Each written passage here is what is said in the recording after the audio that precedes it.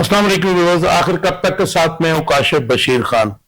Viewers, आज की development जो है, हुकूमत ने सेनेट से 27वीं आईनी तरमीम मंजूर करवा ली है।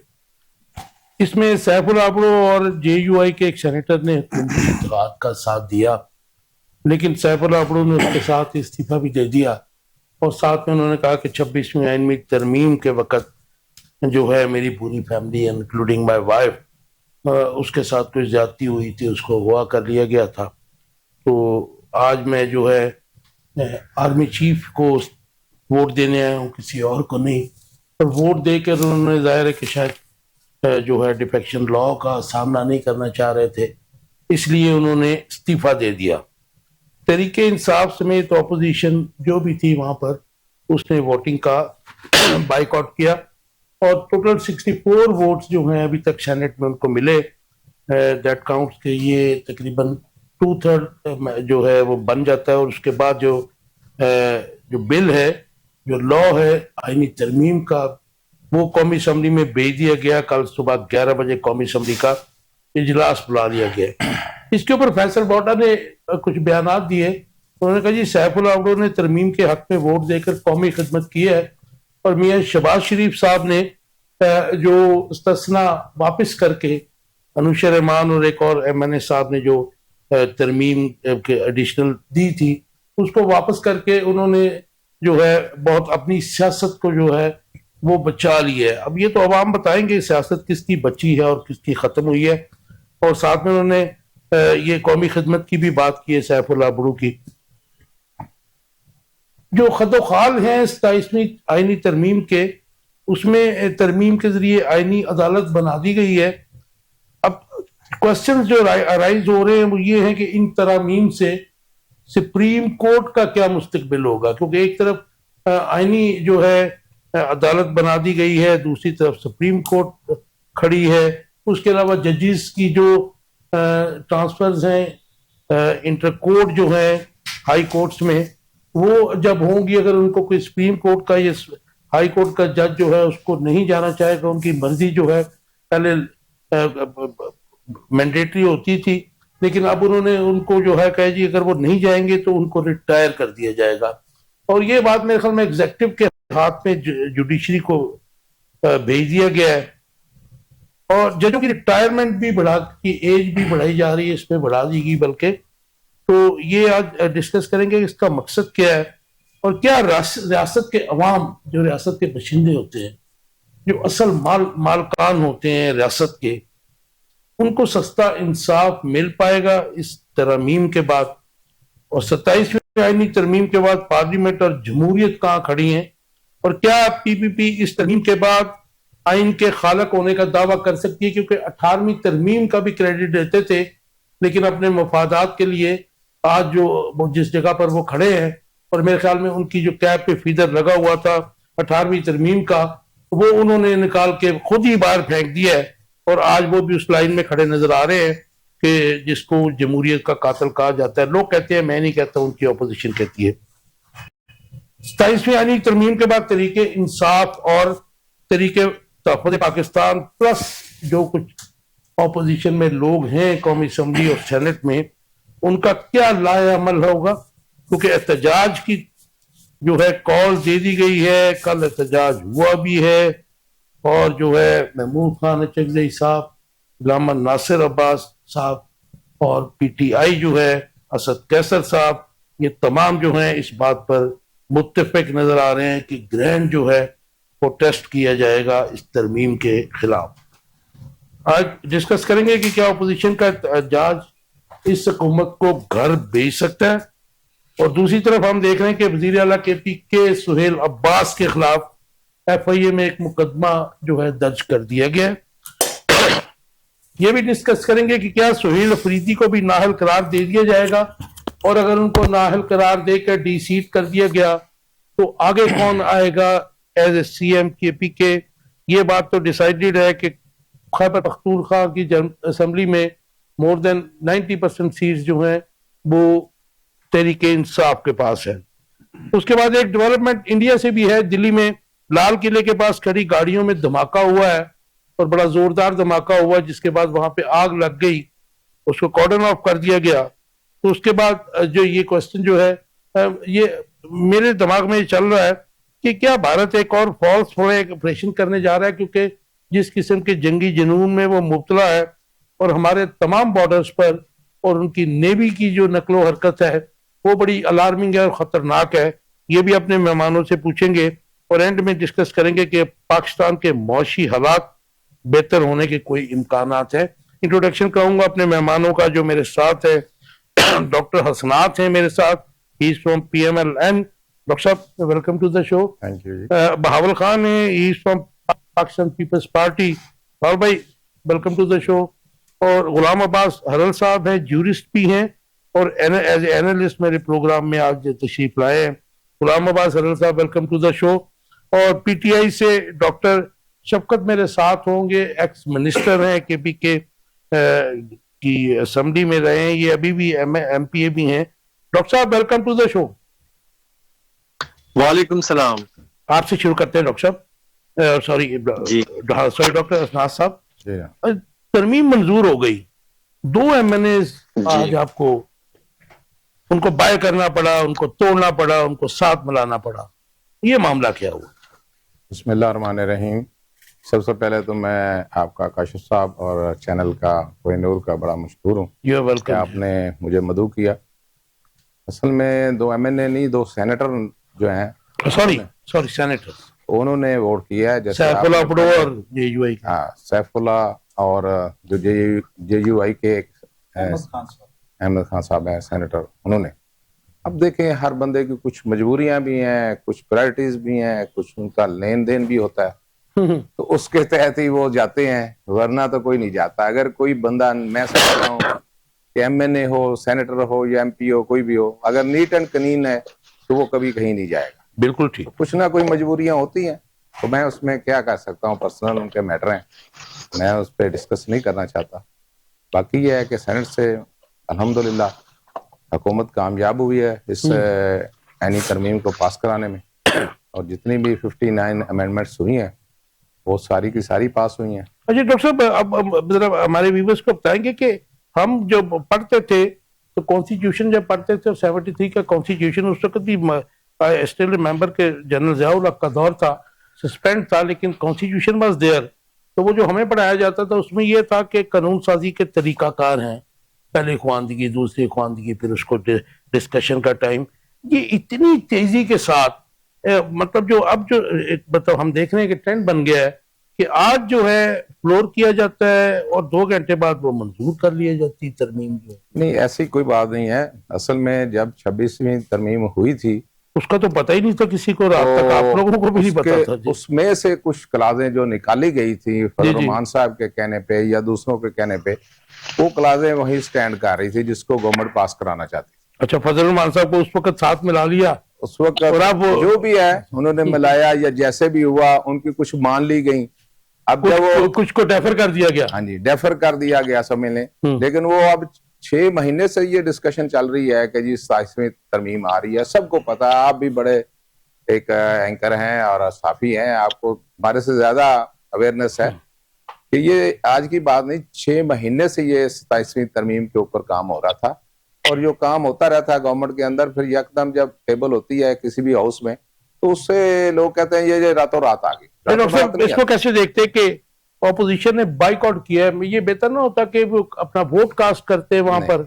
मैं इसको बिल्कुल अच्छा नहीं समझता, क्योंकि ऑपोजिशन को चाहिए था कि अपना कास्ट वोट जरूर इख्तिलाफी वोट कास्ट करते और शो करते कि हम भी इस हाउस के हिस्सा हैं।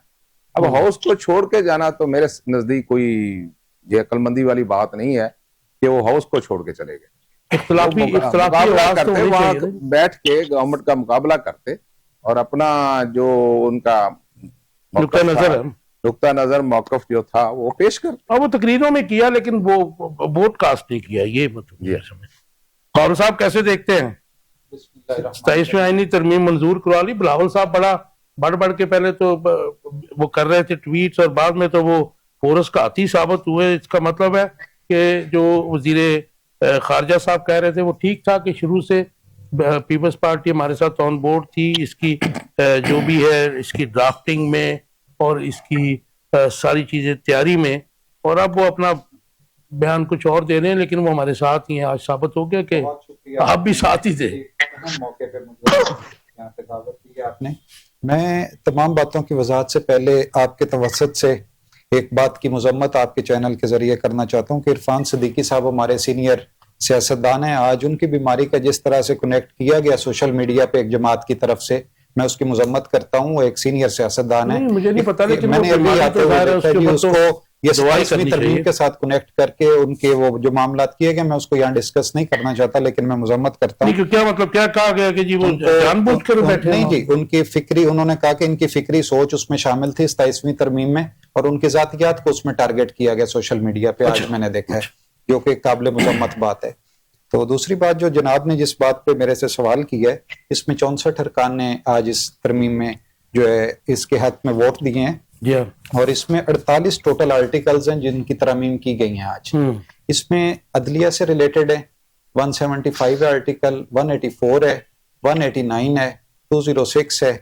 उसके बाद आपने देखा है कि 209 है, 184, 183, 186, 191 ए।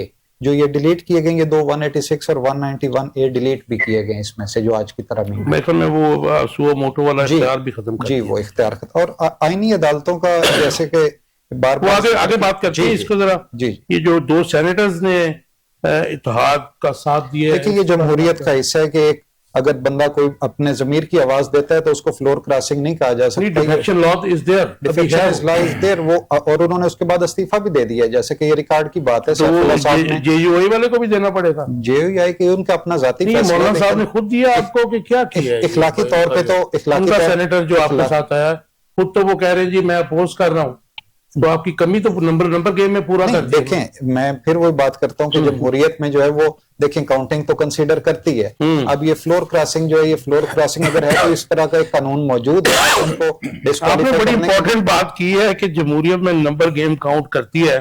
2800 साल पहले टोटल ने फिर ठीक कहा था कि ये जमहूरियत जो है सब ढोंग है, जिसमें नंबर काउंट करते हैं और कुछ लोग इलेक्ट होके आ जाते हैं, वो पूरी जो है रियासत के बशिंदों के साथ इस्तेसाल करते हैं। अगर हम जमहूरियत चाहते हैं तो जमहूरियत को खूबियों और खराबियों दोनों के साथ हमें कबूल करना चाहिए। आपका स्टांस क्या है? मैं बिल्कुल बतौर एक पाकिस्तान पीपल्स पार्टी को यह नुमाइंदगी करते हुए कहता हूं कि हमने जमहूरियत को बचाने के लिए ये कदम उठाया। जमहूरियत को बचाने के लिए आपने इक़्तिदार लिया नून लीग के साथ? नहीं जी, ये तरमीम के हवाले से मैं बात कर रहा हूं, जमहूरियत को बचाने के लिए। मैं जरा डॉक्टर शफकत से जरा टेक ले लूं, फिर आपकी तरफ आता हूँ। गुलाम अब्बास अदल साहब, डॉक्टर साहब आपको आवाज आ रही मेरी? जी बिल्कुल, आपकी आवाज है। डॉक्टर साहब 27वीं आईनी तरमीम मंजूर हो गई है आज। आप लोगों ने सबसे पहले तो मुझे ये बताइए, सैफुल्लाह अबरू पे और जेयूआई के बंदे पे बाद में सेंटर पे बात कर लेंगे, आप लोगों ने इख्तिलाफी वोट क्यों नहीं कास्ट किया सेनेट में? बिस्मिल्लाहिर्रहमानिर्रहीम। सबसे पहले तो बात यह है कि हम इस प्रोसेस को सही नहीं मानते, तो हम क्यों वोट उसके हक में या उसके खिलाफ मुखालिफत में दें? हम इस प्रोसेस को ही नहीं मानते।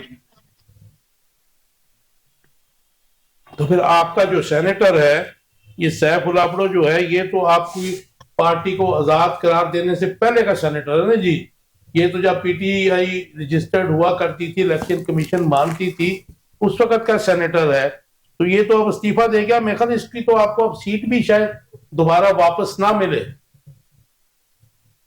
नहीं, बिल्कुल उसने खुद से रिजाइन भी किया। उसको पता था कि पीटीआई में और इमरान खान की पार्टी में मेरी जो है ना आगे की सियासत खत्म हो चुकी है, तो उसको अपना अंजाम जो था वो खुद मालूम था, इसे रिजाइन कर दिया है। और बदकिस्मती हमारी ये है कि हमारा चेयरमैन जो है ना उनको खुद ही कह रहे, पीपल पार्टी वो जो अकदार की पार्टी थी, वो खुद ही उनको कह रही हम आपको इलेक्ट करके दोबारा लेकर आएंगे। हाँ नहीं, वो तो सेनेट के चेयरमैन साहब गिलानी साहब ने कहा वो ला सकते हैं, उनके पास 2/3 मेजोरिटी भी है, सब कुछ है जी। अच्छा, ये वो इस तरह नजर में नहीं कह रहे थे, शायद वो उनके साथ जो मामला तय हो गए थे ना, तो उन्होंने उसके तनाजुर में ये बात की है उनसे। नहीं, ये भी तो हो सकता है ना कि इस्तीफा मंजूर ही ना हो उनका, क्योंकि आजम नजीर तारड़ साहब ने आज on the floor of senate कहा है, बल्कि कौमी असम्बली में भी कहा है कि जी इनका जो इस्तीफा है, जाहिर है कि वो इनको इस्तीफा देने की जरूरत नहीं है, क्योंकि पीटीआई जो है वो एक सियासी जमात नहीं है, तो इन पे फ्लोर क्रॉसिंग की जो शिक है वो लगती नहीं है। नहीं, बेशक ये जो भी मिसाल दे, जो भी जो है ये उसके मुकाबले में या उसको डिफेंड करने में कुछ भी बोले, बात वही है कि उन्होंने जो है ना जो डील की होगी उसी पे इन्होंने कराना होगा। डॉक्टर साहब, फैसल वोटा जो कभी आपके बड़े हमदम हुआ करते थे, आपके फेडरल मिनिस्टर भी थे, आज उन्होंने कहा जी सैफुल अब्रो ने तरमीम के हक में वोट देकर कौमी खिदमत की है। और उसके बाद उन्होंने कहा कि जो एक नोट डाला था अनुशा रहमान ने और दूसरे साहब ने, एमएनए ने, उन्होंने कहा जी प्राइम मिनिस्टर साहब ने उसको वापस करवाकर, अपने इस्तेस्ना को खत्म करवाकर अपनी सियासत को बचा लिया है और अपनी पॉलिटिकल गेन्स हासिल किए। आपका टेक इसके ऊपर? देखिए, मैं तो इसको इस तरह देख रहा हूं कि शायद उनको लगा हो कि हम किसी को जो है ये दिखाने की कोशिश की है कि आप अगर इस्तिस्ना ले रहे हैं तो ये पोजीशन मेरे पास भी है, तो मैं क्यों नहीं ले रहा हूं। तो ये तो आपस में ये डिसाइड कर ले कि जो दोनों पार्टी एक बैग पे बैठ के जो है ना ये तरमीम लेके आ रही है और एक फ्रंट पे खेल रही है, और दोनों जो है ना अपने मुतजाद फैसले कर रहे हैं। एक जो आईनी ओहदे को इस्तिस्ना हासिल करने के लिए तरमीम लेके आ रहे हैं और दूसरा कह रहे हैं कि मैं इस्तिस्ना ले ही नहीं रहा हूं।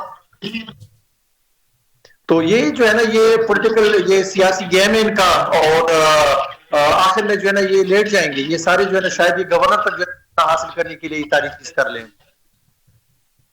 राइट। और आपका मतलब जो है इसके ऊपर क्या ये जो आईनी तरमीम है, क्योंकि हमने माजी में भी देखा कि जनरल ज़िया-उल हक 8वीं तरमीम लाए, उसके बाद मुशर्रफ साहब लेके आए, सो मच सो कि जो 1962 का आइन था, जाहिर है कि वो अयूब खान ने बनाया था, याहिया खान जब आया तो उसने उसको भी डिस्कार्ड कर दिया, फिर लीगल फ्रेमवर्क के तहत काम चलता रहा। तो आप क्या समझते हैं, क्योंकि 2008 में जो असम्बली आई थी उसने 2010 में फिर मुशर्रफ के भी जो अमेंडमेंट्स थी उनको खत्म कर दिया, तो आप समझते हैं कि ये लंबी चलेंगी या फिर इनका जो हुकूमत इससे मजबूत हुई है?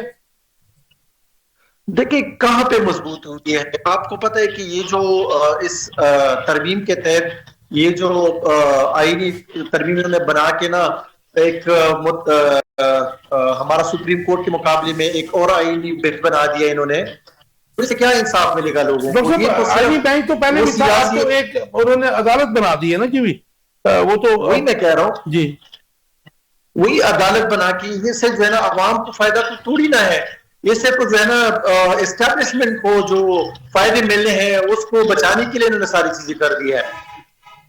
राइट। आप मेरे साथ ही रहिए, आप मेरे साथ ही रहिएगा। मैं जरा गुलाम अब्बास सदर साहब, आपका टेक 27वीं आईनी तरमीम के ऊपर।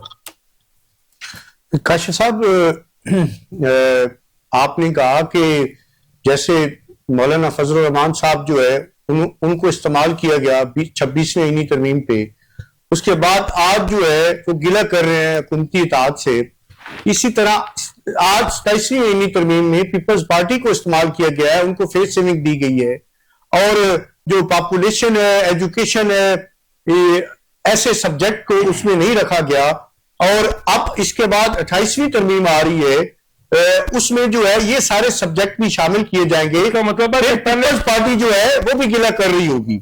नहीं, और वो जो जैसे भी डॉक्टर साहब कह रहे थे, डॉक्टर असनाद साहब, कि जो उनसे उन्होंने शिक्के निकलवाई थी वो अब शामिल की हैं। ये बात आप कर रहे हैं कि जो पीपल्स पार्टी के कहने पे अब शिक्के निकली हैं तो वो 28वीं तरमीम, वो 28वीं में आ गई। और दूसरी बात, जहां तक आप सैफुल्लाह की बात कर रहे हैं, देखिए जब आप, हमें तो 1 साल से पता था कि सैफुल्लाह साहब जो है वो पीटीआई के साथ उनकी वफादारी नहीं है। जब आप जो है पॉलिटिकल वर्करों को छोड़ के, जो वफादारियां हैं जिनकी पार्टियों के साथ, उनको छोड़ के आप सौदागरों को, ठेकेदारों को जो है सेनेट में लाएंगे, तो वो अपने जमीरों का सौदा ही करेंगे। मुश्किल वक्त में वो अपनी जमात के साथ नहीं खड़े होंगे। तो हम, ये जमातों की गलती है, सियासी जमातों की गलती है। इसमें डिफेक्शन लॉ तो हमने 90s में बना दिया था, उसके ऊपर कुछ अदवार में अमल भी होता रहा, लेकिन क्या वजह कि अब वो जो डिफेक्शन लॉ जिसे फ्लोर क्रॉसिंग भी कहा जाता है उसके ऊपर अमल ही नहीं होता है, मतलब डर ही कोई नहीं है इन लोगों को। देखिए, अमल भी नहीं होता और उससे इनको फर्क भी नहीं पड़ता। क्योंकि माजी में हमने देखा कि नून लीग के भी जो एमएनए या सेनेटर्स जो है वो फ्लोर क्रॉस करते रहे, दूसरी तरफ जाते रहे, उनको भी कुछ नहीं हुआ आज भी। बल्कि परवेज रशीद साहब जो मेरे बहुत करीबी अजीज भी हैं, उनको जो है डेफर किया था उन्होंने 2018 में नहीं थी उनको सेनेट के लिए, तो आज वो सेनेटर हैं और बड़े मजबूत सेनेटर हैं। बिल्कुल ऐसे ही होता है हमेशा। और उसके अलावा ये अपने जमीर का सौदा करते हैं, जमीर की आवाज नहीं सुनते, उसके मुताबिक जो है अपनी ये दिहाड़ियां लगाते हैं और उस अपने एस्टेब्लिशमेंट के नुमाइंदे होते हैं, प्लांटेड होते हैं और पैसे के बलबूते पे जो है हर दौर में जमातों होता रहा है ये, तो आते- ये ज्यादा नहीं है ना। सादिक सिंजरानी साहब वाला सर इलेक्शन आपके सामने है, तब फ्लोर क्रॉसिंग जी, तो ये हमेशा होती रही, हमेशा होती रही। नहीं वो बात कर रहे हाँ हैं जी। वो जाहिर है हर जी, दौर में होती रही है। लेकिन Rule of काशिफ law साहब को इन्होंने back कर रहे हैं ना जी हम। जी बिल्कुल। आइन के जो खालिक हैं इन्होंने आज आइन को मसख कर दिया है। इन्होंने अमली तौर पे आइन और अदालत को जो है वो मजाक बना के अच्छा, रखा आगे है। चलते हैं। मैंने आपसे एक बड़ा इंपॉर्टेंट क्वेश्चन 1973 के कॉन्स्टिट्यूशन और उस लेजिस्लेटर जो था 1973 की असेंबली थी वो भी करना है मैंने, तो जिसके ऊपर लोग ध्यान नहीं देते हैं। डॉक्टर साहब मुझे बताइएगा, आईनी अदालत बना दी गई है 27वीं आईनी तरमीम के तहत, इन तरमीम से सुप्रीम कोर्ट का क्या मुस्तकबिल होगा और क्या रियासत के अवाम को सस्ता इंसाफ मिल पाएगा, ये जरा बताइएगा। इसमें ये भी जरा ऐड कर लीजिएगा कि जजों की रिटायरमेंट की जो उम्र है उसको बढ़ाने का मकसद क्या है। देखिए कश साहब, ये मैं समझता हूँ कि बड़ी अच्छी ये आईनी तरमीम की गई है और ये जो है जजेस की जहाँ तक एज का तलक है वो तो बहुत सारे मुल्कों में 68 है, 70 भी है। अगर इनको भी बढ़ा दिया जाए तो जरूरी नहीं है कि हम नीचे से जो नए नए जज लाते जाए, वो जो एक्सपीरियंस लोग हैं वो काम करें। दूसरा ये है कि आईनी जो अदालत बनी है मेरे ख्याल में ये बहुत जरूरी थी। COD जो नवाज शरीफ और मोहतरमा के दरमियान हुई थी उसमें भी उन्होंने यही लिखा था कि हम आईनी अदालत बनाएंगे। लेकिन वो तो 20 साल पुरानी बात हो सर, गई। वो और 6 साल सर, के वो लिए आपकी था बात वो, ठीक उसके है। बाद लेकिन आप देखें ना कि सुप्रीम कोर्ट में इस वक्त 56,000 केसेस पड़े और वो क्या है सारा दिन आईनी तरमीम। लेकिन डॉक्टर साहब आईनी जो जजेस cases हैं, को उन पे बहस एग्जीक्यूटिव के करते अंदर रहते हैं। करना, हाँ जी। ये तो मेरे ख्याल में दुनिया के किसी कॉन्स्टिट्यूशन में नहीं है, नहीं, जजेस को एग्जीक्यूटिव के अंदर करना। नहीं, एग्जेक्टिव के अंडर तो नहीं है वो नहीं, वो पार्ल- तो पार्लियामेंट के अंदर है। राणा सनाउल्लाह साहब कह रहे थे कि जी अब जो जजेस जो एग्जीक्यूटिव जिनको रिकमेंड करेगी पार्लियामेंट रिकमेंड करेगी या सियासतदान पार्लियामेंट की करेंगे। बात हो रही है कि ये आईनी तरमीम में भी यही है कि पार्लियामेंट जिसको रिकमेंड करेगी वो चलेगा। तो वो जो 73 कॉन्स्टिट्यूशन का प्रियम्बल था कि जो है अदलिया मुकन्नना इंतजामिया अलग अलग होंगे,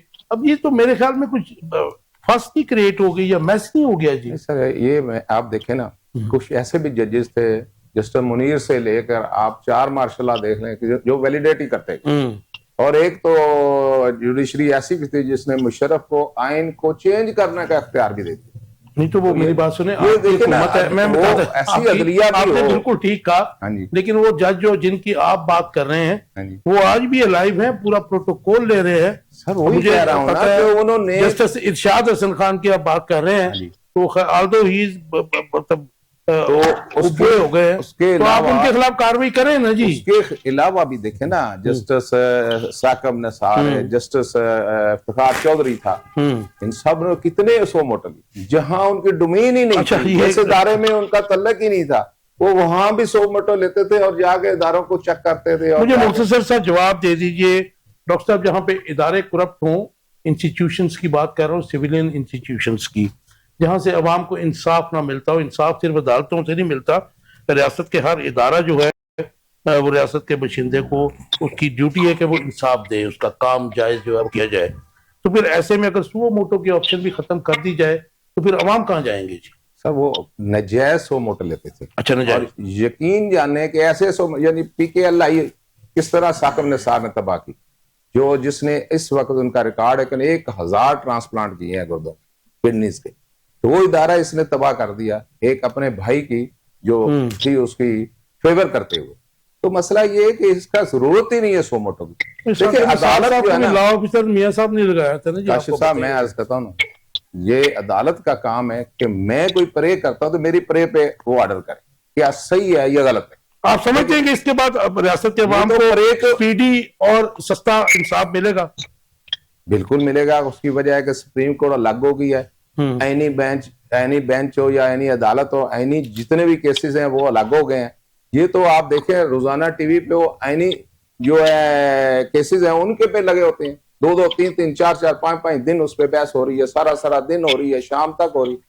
तो लोग जो 56,000 केस पड़े हैं गरीब लोगों के जो सुप्रीम कोर्ट में फंसे हुए हैं, उनका क्या कसूर है? तो वो उनको इंसाफ मिलना चाहिए। बिल्कुल ठीक, लगे बिल्कुल रहे। ठीक। डॉक्टर साहब मुझे बताइएगा कि ये जो आईनी अदालत बनाई गई है और जजेस की एज जो है रिटायरमेंट की बढ़ा दी गई है, इन तरमीम से सुप्रीम कोर्ट का मुस्तकबिल क्या होगा और क्या रियासत के अवाम को सस्ता इंसाफ मिल पाएगा? क्योंकि इस वक्त अवाम जो है एक तरफ तो खाने पीने से जो है वो तंग है, महंगाई से तंग है, लेकिन इंसाफ नहीं मिलता। आज एक केस किया जाता है और जो है पोता भी उसको केस को आगे लेके चल रहा होता है। जी, मैंने तो आपको पहले भी कहा कि सुप्रीम कोर्ट क्यों बना था और सुप्रीम कोर्ट का क्या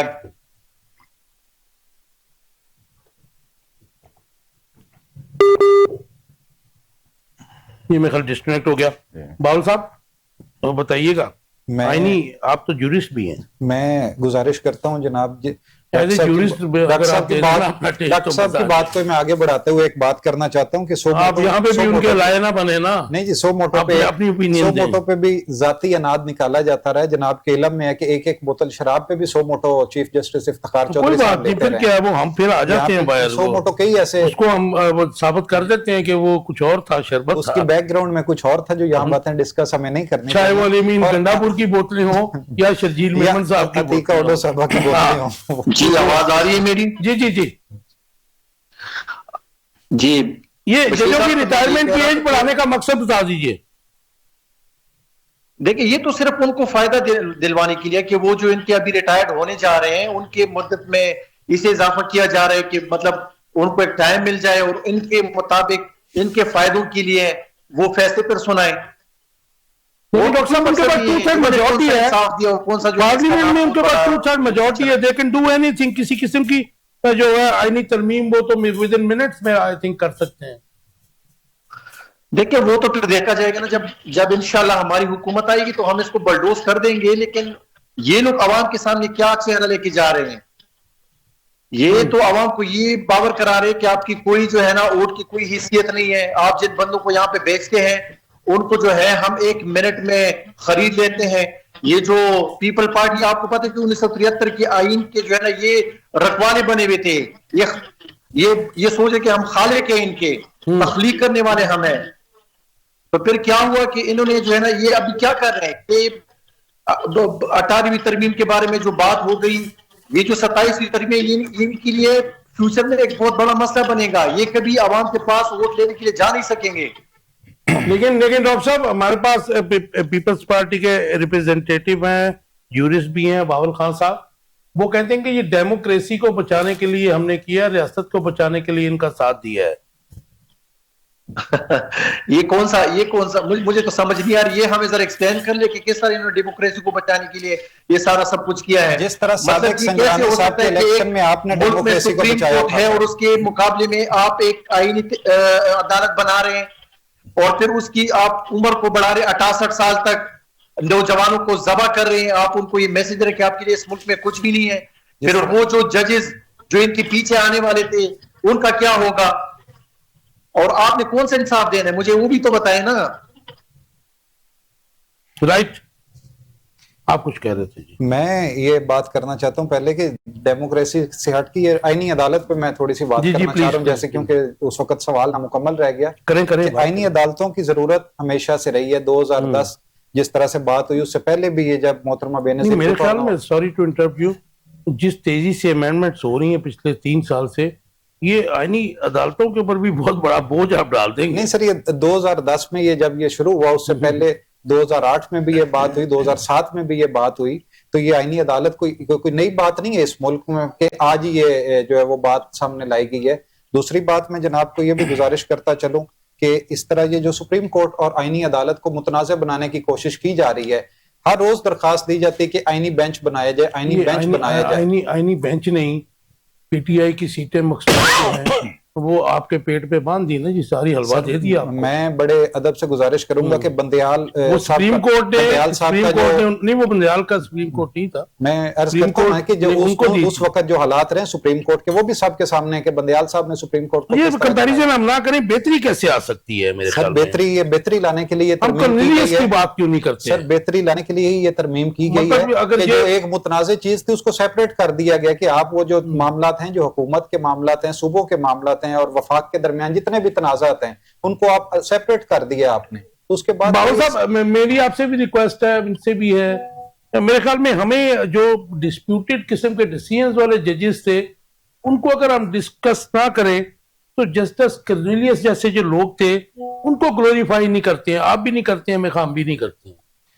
बदकिस्मती है आपके वो आइडियल सिस्टम यहाँ पे रहा नहीं है, उसको आइडियल बनाने की दोबारा से हम कोशिश वो तो कर इसी रहे हैं। सिस्टम में से आए थे ना। इसी सिस्टम में से आए थे, लेकिन हम उसी को दोबारा से इस सिस्टम को बेहतर करने की कोशिश कर रहे हैं। आप समझते हैं कि इस 27वीं आईनी तरमीम में अदलिया को जिस तरह पैकिंग की जा रही है, जो अपोजिशन कहती है, तो कॉर्नेलियस जैसा कोई जज निकल आएगा बाहर?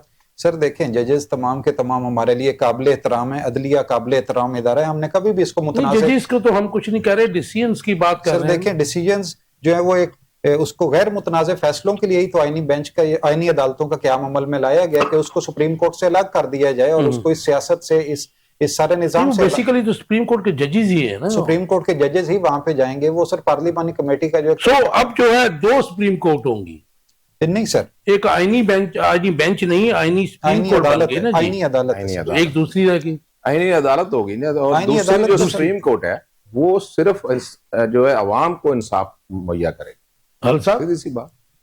दो अदालतें हो गई हैं। आप देखिए, इन्होंने डोमेन का 27वीं फैसला कौन करेगा? 27वीं आईनी तरमीम के जरिए सुप्रीम कोर्ट को डिस्ट्रिक्ट एंड सेशन कोर्ट बना दिया और एक शख्स के खौफ से और उस शख्स की सियासत खत्म करने से की जरिए की वजह से इन्होंने अपनी सियासत जो है उसको राख में मिला दिया और इन्होंने आइन को दफन कर दिया, उसको मशक कर दिया। किसी दुनिया के किसी कोने में आप देख लें, एक सुप्रीम कोर्ट होती है, आप अमेरिका में देख लें, आप कनाडा में देख लें, आप यूके में देख लें, वहां एक सुप्रीम कोर्ट होती है। और इन्होंने रियासत के मतहत जो है 2 सुप्रीम कोर्ट बना दिए, एक आईनी अदालत बना दी है और एक सुप्रीम कोर्ट बना कर दी। ली इन्होंने अपनी, वो 2/3 मेजोरिटी के साथ बैठे हुए हैं, वो हर किस्म की कानून साजी आइन जो देखिए जो मेजोरिटी इनके पास है वो भी सबको पता है, इनके पास कोई ऐसी इखलाकी हैसियत नहीं है वहां बैठने की। मैं बताइए ये फॉर्म 47 के जरिए जो है, ये बता दीजिए, रियासत के अवाम को सस्ता इंसाफ मिल पाएगा और जजों की जो उम्र है वो रिटायरमेंट की, इसका मकसद क्या है? देखिए पूरी दुनिया में काशिफ साहब जो है आइन में तरमीम होती है अवाम की जरूरत के मुताबिक, लेकिन यहाँ जो है पीपल अशराफिया जो है एक उसके इक्तदार को दवाम बख्शने के लिए और यहाँ पे आईनी तरमीमें आ रही हैं। ये जितनी मर्जी तरमीमें कर लें, जब किसी भी तरमीम को इखलाकी हैसियत नहीं होगी ये सारी अंडू हो जाएंगी और अवाम का तो इसके साथ कोई तल्लक भी नहीं है। आप मुझे आप जितनी भी तरमीमें आज तक हुई हैं उसमें से कोई एक भी शिक मुझे दिखा दे जो अवाम के फायदे के लिए, अवाम की वेलफेयर के लिए होती है। बिल्कुल अवामी फायदा तो है नहीं। डॉक्टर शौकत साहब मुझे बताइएगा, 27वीं आईनी तरमीम के बाद पार्लियामेंट ऑफ जमहूरियत कहां खड़ी है और क्या पीपीपी इस तरमीम के बाद आइन की खालिक जमात होने का दावा कर सकती है? मुख्तसर जवाब दीजिएगा। वो तो मैंने आपको पहले भी बताया ना जी कि देखें, पीपल पार्टी को जो है ना ये क्रेडिट जाता रहा है कि जुल्फिकार अली भुट्टो जब प्रेसिडेंट थे तो उनकी मौजूदगी में 1973 का आईन बना था। अब ये उसके खालिक और वो जो तख्लीक की वो खत्म हो गई है। अब जो है ना वो इन दोनों जमातों का जो है ना वोट को इज्जत दो या वो जो जमहूर के लिए सारी स्ट्रगल वो खत्म हो चुकी है।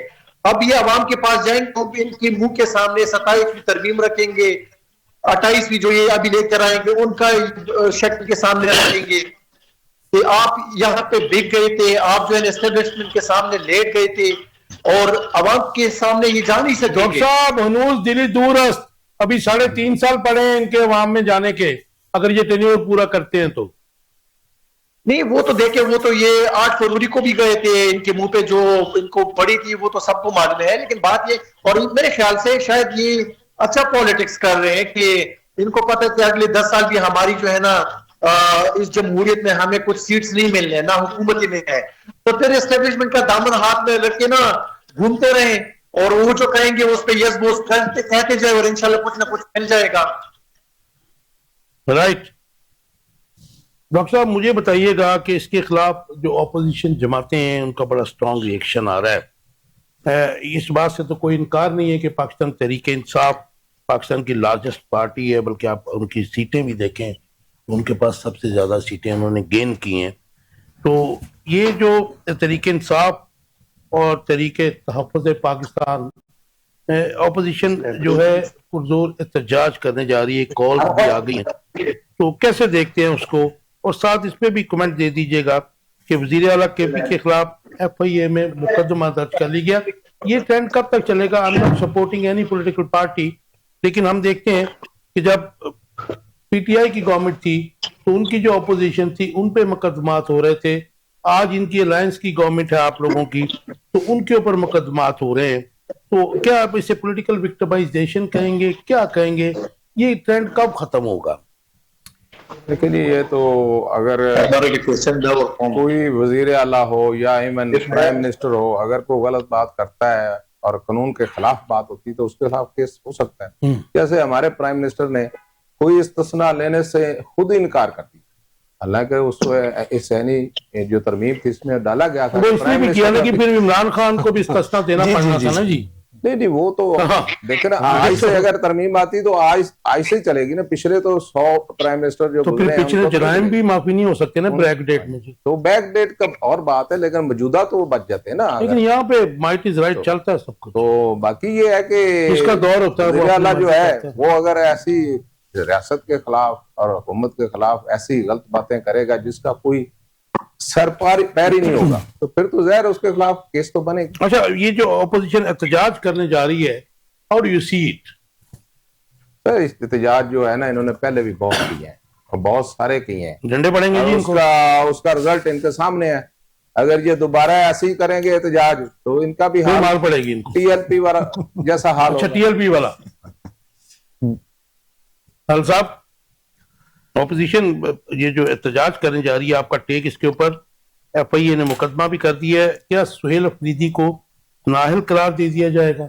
देखिए, सुहेल अफरीदी जो है उसको बड़ी अवामी और जो वहां की सियासी सपोर्ट है वो हासिल है, और ऐसे सियासी मुकदमात से कोई फर्क नहीं पड़ता। और जो पिछले दिनों से आपने देखा कि वो दिल से कर रहे हैं, वो मुझे किसी बहुत बड़े एहतजाज का पेश खेमा लगते हैं। आप देखिएगा इस तहसीनी तरमीम के बाद जो है जो वाकयात है उनमें बहुत तेजी आएगी, और एक सियासी जंग जो है और सियासी लकीरें जो हैं वो बहुत वाज़ेह हो जाएंगी। और उसके बाद जो है आप हालात इस तरह बदलेंगे कि मुझे KP की साइड से बहुत बड़ा एहतजाज जो है वो होता नजर आ रहा है, और उससे इनको मुज़ाकरात करने पड़ेंगे। ये नहीं हो सकता कि इतना एक सूबा जो है 4.5 करोड़ का आबादी का सूबा, इतना बड़ा सूबा जो है वो एहतजाज लेकर आए, एहतजाज एक बहुत बड़ा करे और जलसा जुलूस लेके आए और उसको आप ताकत के जरिए रोक सके। अब पहले जो इन्होंने गलती की वो दोबारा गलती नहीं दोहराएंगे। ये सिर्फ पार्लियामेंट के जरिए और इन तरमीमों के जरिए ही अपने आप को तहफ़्फ़ुज़ देंगे और ताकत देंगे।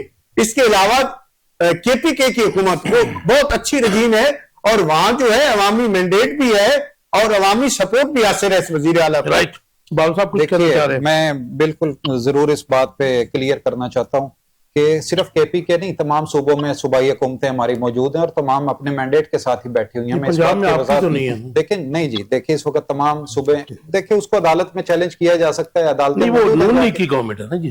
तमाम सूबों की मैंने सर बात की है कि तमाम सूबों में जो सूबाई हुकूमतें मौजूद हैं वो अपने मैंडेट के साथ। साहब कहते हैं जी हम आजादी नहीं है, आप लोग कहते हैं, आप कहते हैं हम सिस्टम को इनको सपोर्ट कर रहे हैं, लेकिन जब गेम्स पॉलिटिकल हो या डेवलपमेंट के नाम पे फंड्स की बात हो, फिर आप बिलावल साहब चले जाते हैं, 9 अरब रुपए ले भी लेते हैं। मैं सर हरल साहब की बात पे एक वजाहत करता चलो, फिर उसके बाद आगे चलता हूं सर, कि इन्होंने कहा कि KPK से एहतजाज आएगा और जो भी मामला होंगे वो रिजल्ट कॉन्सिक्वेंसेस वो बताए जा रहे हैं सर। यहाँ पे मौलाना फजलुर रहमान साहब ने भी अपने फौज के साथ हमला किया था इस्लामाबाद पे, उसके रिजल्ट क्या हुए? बहुत बड़े आराम से आए थे सर, वहां से बाकायदा अपनी फौज तैयार की थी, वो अपने एक तो यूनिफॉर्म उसके रिजल्ट आए ना, लेकिन वो वोट ऑफ नो कॉन्फिडेंस आया, हुकूमत आपको मिल गई, और क्या हुआ? कॉमन रहा है, उन्होंने कोई तोड़ वो इस तरह इसके भी रिजल्ट आएंगे, इनको नहीं, आपके मजबूरन जो है बात करनी पड़ेगी। आपके लॉन्ग मार्च को पीटीआई ने मारा भी नहीं। सर उसके बाद पीटीआई का भी गंडापुर साहब भी एहतजाज लेकर आए थे, उन्होंने भी इस्लामाबाद में अपना रिजल्ट दे दिया। कॉम्प्रोमाइज थे।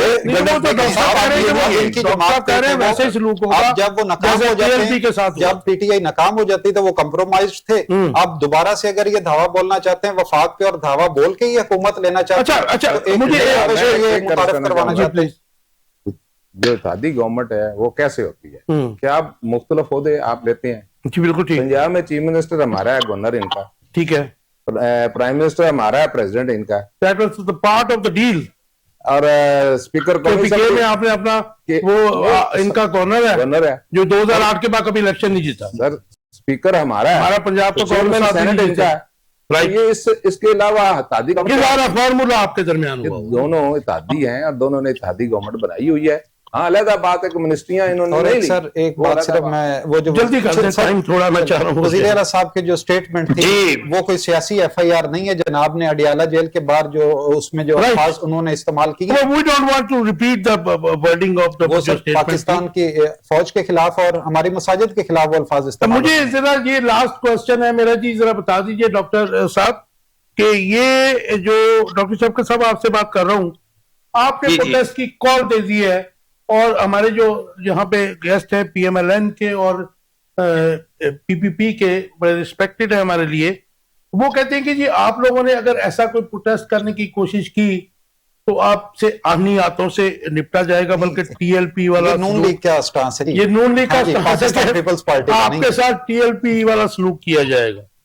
आपका टेक? देखिए जी, इन्होंने पहले भी कोई कसर नहीं छोड़ी, लेकिन बात यह है कि ये किसी के साथ मिलकर कुछ कर सकते, खुद तो कुछ नहीं कर सकते। लेकिन बात अभी आपने क्वेश्चन किया सुहेल अफरीदी साहब के हवाले से कि उनको नाअहल किया जाएगा या उनके खिलाफ एफआईआर हो गई है, तो पहली बात तो ये है कि ये एफआईआर जो है ना, हम ये तो एक बनियती पे एक एफआईआर हुआ था और हम इंशाल्लाह उसके खिलाफ कल जा रहे हैं क्वॉशमेंट ऑफ एफआईआर करने के, जिसमें उनके पास एक आईनी इख्तियार है कि वो आवाम की रहनुमाई करें, वो आवाम के लिए बोले, और जो हमारा आर्टिकल 66 है कॉन्स्टिट्यूशन ऑफ पाकिस्तान के मुताबिक कि आप अवामी नुमाइंदे हैं, आप बात कर सकते हैं, तो इंशाल्लाह हम कल तो इसको उड़ा देंगे। डॉक्टर साहब अगर सुहेल अफरीदी को डिस्क्वालीफाई कर दिया जाता है तो आपके पास आगे क्या है फिर?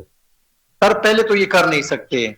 दूसरी बात ये है कि अगर ये कोशिश भी करेंगे तो हम तो ऑलरेडी दीवार से लगे हुए लोग हैं, हमारे पास तो कोई ऑप्शन है ही नहीं सामने झपटने पे। You got हम आएंगे, nothing to lose. चाहे फिर किसी को देखें, एक बात कि हम कभी भी कानून को हाथ में नहीं लेंगे, हम कभी भी, मैं बार बार ये कहता हूं कि हम कभी भी जो है बंदूक का सहारा नहीं लेंगे, लेकिन जब भी एहतजाज की कॉल दी जाएगी तो सुहेल अफरीदी सीएम से साहब के क़ियादत में ये पूरा खैबर पख्तूनख्वा 4.5 करोड़ आवाम निकलेगा, चाहे वो इस्लामाबाद हो चाहे किसी भी तरफ हो, हम निकलेंगे अमन के झंडे के साथ।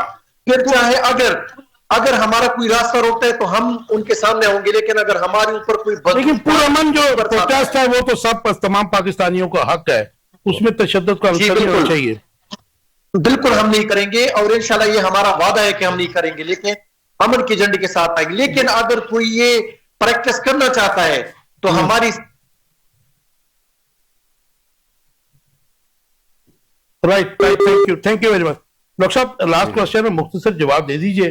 आपको पता है कि पिछले 3-4 माह से पाकिस्तान के ऊपर जंग के बादल छाए हुए हैं इंडिया की तरफ से, और हमारी नेवी, हमारा जो समुद्रों का पानी है उनकी नेवी और हमारे बॉर्डर्स जो हैं तमाम, उन पे उन्होंने अपनी फौजें जमा की हुई हैं, धमकियां दी जा रही हैं। लेकिन आज लाल किले के पास खड़ी गाड़ियों में जो धमाका हुआ है, आप समझते हैं कि ये एक और फॉल्स फ्लैग ऑपरेशन की तैयारी करने जा रहा है भारत? जहां तक मुझे पता चला है जी कि वो सिलेंडर का धमाका था और उसमें कोई ऐसी बात नहीं थी। अच्छा, तो बाकी हकीकत नहीं, द वे उनका मीडिया उसको पोर्ट्रे कर रहा है कि वो इसको सिलेंडर का नहीं कह रहे हैं। उन्होंने भी कह दिया है कि सिलेंडर का धमाका। अच्छा, हाँ जी। वो गाड़ी और- चलती रुकी, आकर 8 जाने उसमें कीमती जाया हुई हैं। सिलेंडर धमाका और था। हमें इसका मतलब कोई ये 20 से शायद लोग ये जो false हैं, ये flag कोई का अच्छी बात सिग्नल नहीं है। इस सिलेंडर को छोड़ भी दें, वैसे आप देख लें कि भारत जो है वो नाकाम हुआ और अभी वो जख्मी है, तो उसने बिल्कुल ये सोचे समझा मंसूबा बनाए बैठा है कि उसने पाकिस्तान के ऊपर हमला करना है। 30 अक्टूबर को 10 साल का एग्रीमेंट उनका रिन्यू हुआ है अमेरिका के साथ डिफेंस का, वो भी हमारे लिए अलार्मिंग है ना जी, क्योंकि बिल्कुल बिल्कुल हमें तैयार रहना चाहिए और हमारी अफवाह जो है, हमारी एजेंसी जो है, उनको इस हवाले से बिल्कुल उनके पास इंफॉर्मेशन मौजूद है। अफगानिस्तान जो है जंगबंदी पे तैयार नहीं हो रहा। और अफगानिस्तान वाला इशू भी आप देख लें कि अफगानिस्तान जो है वो इस्तेमाल हो रहा है भारत के जरिए, जो है वहां से जो है पाकिस्तान के ऊपर हमला कशी की जा रही है। और भारत जो है उसको पहले भी मुंह की खानी पड़ी, और अब भी अगर जो है अगर उसने कोई झूठा बयानिया या झूठा बयानिया बना के हमला करने की कोशिश की, शौकत भाई वन लाइन आंसर दे दीजिए। आपके ऊपर इल्जाम लगता है आपकी पॉलिटिकल जमात के ऊपर कि अफगानिस्तान हमारे पे एग्रेशन करता है, क्रॉस बॉर्डर जो है टेररिज्म वो करते हैं, उनके टेररिस्ट आते हैं और आप उनसे जो है मुज़ाकरात की बात करते हैं और मामला जो है उनको हल नहीं करने दे रहे। स्पेशली आपके जो वहां पे जो एजेंसी हैं उनके ऊपर भी बात होती है। एजेंसियों से मेरी मुराद इंटेलिजेंस एजेंसियां नहीं है, वो जो साथ हैं लंडी कोतल खैबर और दूसरी। मुख्तसर जवाब। मेरे ख्याल में वो लाइन पे नहीं है। नहीं, अच्छा मुझे बता दीजिए, पाकिस्तान के माशी हालात को बेहतर होने के इम्कानात है, इशारे जो है गवर्नमेंट कुछ और कहती है लेकिन ground reality is entirely different. और इस वक्त जो है आम इंसान जो है वो बोझ उठाते उठाते गिर चुका है। देखिए मौशी इशारिया तो इस गवर्नमेंट के बहुत बढ़ जा रहे हैं। जैसे स्टॉक एक्सचेंज आप देख लें, शरह महंगाई की बात करते हैं, कम हुई महंगाई नहीं कम हुई। महंगाई साहब आप देख महंगाई लें मैं कितनी पार्लियामेंट में तरमीमें हो रही है, वहां अवाम कहाँ है? एक मिनट को। वही अवाम की बात है। सर महंगाई- लास्ट मिनट है मेरे पास। महंगाई जो है ना जी वो 5% या 7% पे भी अगर हो तो वो महंगाई ही है ना। ये Right. नहीं है कि महंगाई माइनस में आ गई, वो तो महंगाई Foreign investment गवर्नमेंट नहीं आ रही कहती है थी, कि महंगाई है 3% फॉरेन है, इन्वेस्टमेंट 4%। हमारे पास नहीं आ रही है डॉक्टर साहब, क्या जी फॉरेन इन्वेस्टमेंट कहीं से नहीं आ रही है। सर, फॉरेन इन्वेस्टमेंट भी आएगी इंशाल्लाह ताला। आप सर जब तक बहुत अच्छी- पॉलिटिकल स्टेबिलिटी नहीं आ सकती, फाइनेंशियल स्टेबिलिटी इस मुल्क में तो नहीं आ आप सकती। लाए ना नहीं पॉलिटिकल सर, स्टेबिलिटी देखिए लाए opposition ना। opposition का सरकार काशिफ साहब यहाँ पे इतनी कास्ट महंगी है, आप तेल की कीमतें देख लें, आप बिजली की कीमतें अब तो देख लें, अमेरिका से सरमायाकारी कैसे फिर भी आ आप ये बात सकती कर रहे है? हैं। यहाँ तो सरमायाकारी यहाँ से जा रही है। सरमायाकारी लानी थी इन्होंने, ये ऐसा एफसी इसलिए बनाई थी कि सरमायाकारी लानी थी। नहीं जी, टाइम खत्म हो गया, टाइम तो बड़ा ज्यादा था। व्यूअर्स आप देख रहे थे आखिर कब तक। एक क्वेश्चन बड़ा इंपॉर्टेंट था जो आज हमारे टाइम की कदर हमारे आड़े आई, वो ये था कि सब लोग कहते हैं कि 1973 का जो कॉन्स्टिट्यूशन है मुत्तफिका है, आल्दो इट वाज मतलब मुत्तफिका, लेकिन उस वक्त की असेंबली के ऊपर जो है मैं समझता हूं कि अगर उसको स्टडी किया जाए, ये जो हमारे फ्यूचर के पिलर्स हैं, जो हमारी यंग जनरेशन है, उसको जरूर स्टडी करना चाहिए कि ये जो 1973 की जो असेंबली थी, ये वो असेंबली जो है चूजन रिप्रेजेंटेशन नहीं थी। ये 1970 के इलेक्शंस के नतीजे में जो एमएनए जीते थे और 162 जो है अवामी लीग को मिले थे, वो हमारा ईस्ट पाकिस्तान हुआ करता था, और 82 या 80 जो थे जुल्फकार अली साहब को मिले थे। और जब डिबेकल ऑफ ढाका हुआ तो उसके बाद जो बाकी मतलब जो एमएनए थे तो उनको बिठाकर तो असेंबली चलाई गई थी। और मेरे ख्याल में इसके ऊपर प्रोग्राम करना जरूर चाहिए कि जो कहा जाता है कि ये 73 का कॉन्स्टिट्यूशन जो था वो एक जो है क्या उसे आईनी जो है दस्तूर साज असेंबली ने किया, उसके ऊपर भी क्वेश्चन मार्क है। व्यूअर्स आपके फीडबैक का इंतजार रहेगा, अपना बहुत ख्याल रखिएगा। अल्लाह।